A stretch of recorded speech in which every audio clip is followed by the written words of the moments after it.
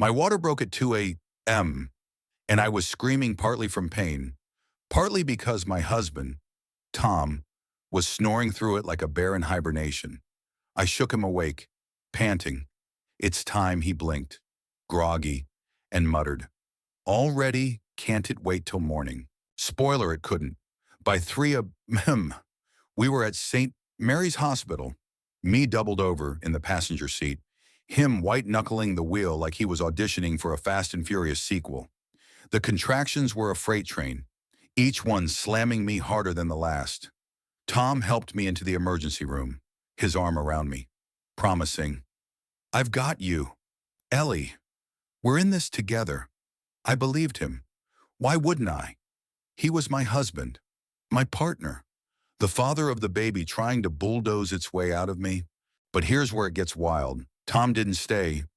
By noon, after I'd been wheeled into a labor room, hooked to monitors, and left to grit my teeth through waves of agony, he was gone, vanished. No note, no text, no nothing. Just me, a beeping machine, and a nurse named Carla who kept calling me sweetie while I tried not to cry from the pain and the confusion. Where the hell was he? Let's rewind a bit. Tom and I had been married 3 years. The kind of couple everyone envied: high school sweethearts, cozy house in the suburbs, and now our first kid on the way. Sure, his mom, Linda, was a bit intense. She'd drop by unannounced, rearrange my kitchen, and give unsolicited advice on everything from my cooking to my pregnancy wardrobe.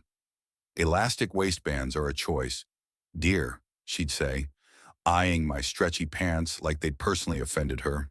But Tom adored her, and I tolerated her because, well, love makes you do dumb things. Back to the hospital. I'm alone, sweating, cursing the miracle of life. Carla checks my chart, says I'm progressing fast, but I barely hear her. I'm texting Tom. "Where are you babies coming?" No reply. I call, straight to voicemail. By 2 p.m., I'm in full-blown panic, not just about the baby, but about the fact that my husband has pulled a Houdini.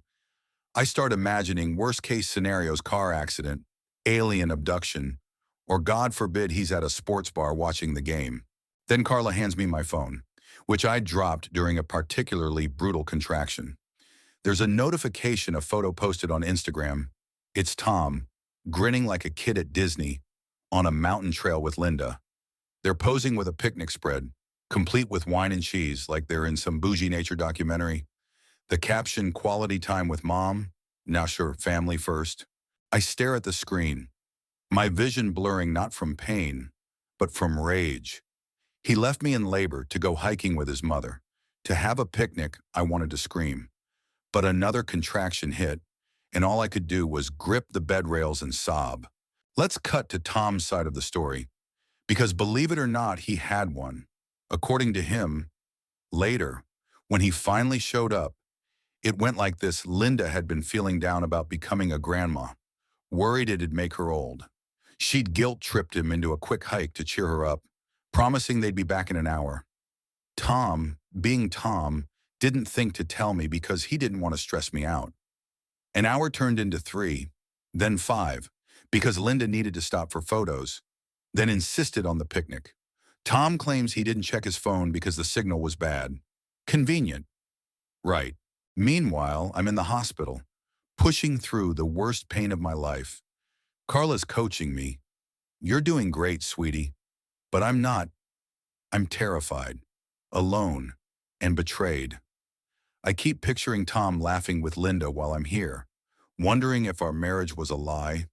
Was this who he was, a man who'd ditch his wife in labor for a charcuterie board on a hill? By 6 p.m., I'm fully dilated, and there's no time to wallow.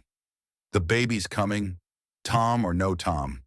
I push like my life depends on it, screaming through the pain, fueled by a mix of love for my unborn child and fury at my husband. At 6:42 p.m., our daughter, Lily, arrives 7 pounds, 3 ounces, with a wail that could wake the dead. She's perfect, and for a moment, holding her, I forget everything else. The nurses clean her up, wrap her in a blanket, and place her in my arms. I'm crying. She's crying, and it's the most beautiful chaos I've ever known. Tom shows up at 8 p.m., sweaty from the hike, holding a gas station bouquet like it's some grand gesture. "Ellie, I'm so sorry," he starts, but I cut him off. "You left me," I say, my voice low, dangerous.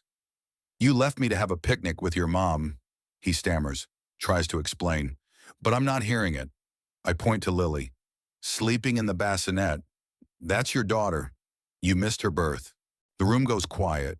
Tom's face crumples, and for the first time, I see real regret. Linda, who's hovering behind him, pipes up, "Oh, Ellie, it was just a little outing. Don't make a fuss." I snap. "Get out," I tell her, and she scurries away, muttering about hormones. The next few days are a blur. Tom stays at the hospital, trying to make it right, changing diapers, fetching ice chips, apologizing every 5 minutes. I'm torn. Part of me wants to forgive him, because he's Lily's dad, and I see how he looks at her, like she's the sun and he's just orbiting. But another part of me can't unsee that Instagram post, can't unfeel the abandonment. We go home and things are different. Tom's trying harder, but Linda's still around, acting like nothing happened. One night, while Lily's asleep, I sit Tom down. "This can't happen again," I say. "You chose her over us." He nods, tears in his eyes, and promises to set boundaries with his mom. He says he didn't realize how much it had hurt me, that he thought he was just keeping the peace. I tell him peace doesn't mean abandoning your wife in labor. Weeks pass, and Tom steps up. He cuts back on time with Linda, takes night feedings, and even starts therapy to figure out why he's so tied to his mom's approval. It's not perfect, but it's progress. Lily's growing, smiling, and every time I look at her, I'm reminded why I fought through that day alone.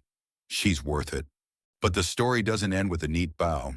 I still carry the hurt, the memory of those hours in the hospital, wondering if I'd married a man who'd always put someone else first.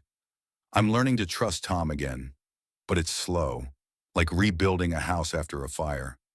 And Linda, she's still Linda, dropping by with her opinions, though Tom's better at shutting her down now.